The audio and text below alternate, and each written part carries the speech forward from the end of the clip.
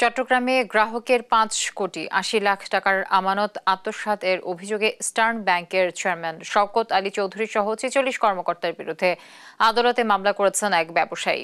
বুধবার চট্টগ্রাম অতিরিক্ত chief metropolitan আদালতের বিচারক সরকার হাসান শাহরিয়ার মামলা গ্রহণের পর সিআইডিকে তদন্তের আদেশ দেন।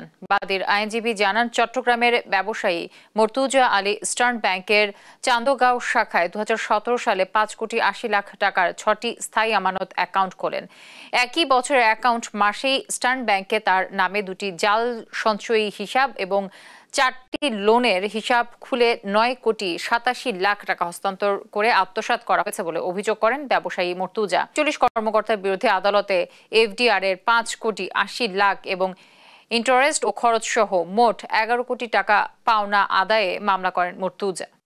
আমার এফডিআর বাবদ এফডিআর এর ইন্টারেস্ট থেকে শুরু করে আমার ওদের পিছনে যাবতীয় গত ৭ বছরের খরচ থেকে শুরু করে আমার লিগেল ফিস সর্বমোট পাওনার পরিমাণ ১১ কোটি টাকা আমি ইস্টার্ন ব্যাংকে ক্লেম করছি।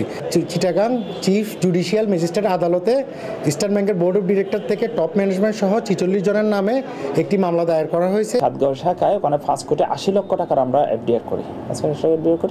এই সম্পূর্ণ টাকাটাই ওনারা কি করে ফেলে, আত্মসাৎ করে ফেলে। বিভিন্ন লোন অ্যাকাউন্ট, বিভিন্ন জাল অ্যাকাউন্ট করে, বিভিন্ন সঞ্চয় অ্যাকাউন্ট করে, বিভিন্ন নামে বেনামে করে আমার টাকাটা আত্মসাৎ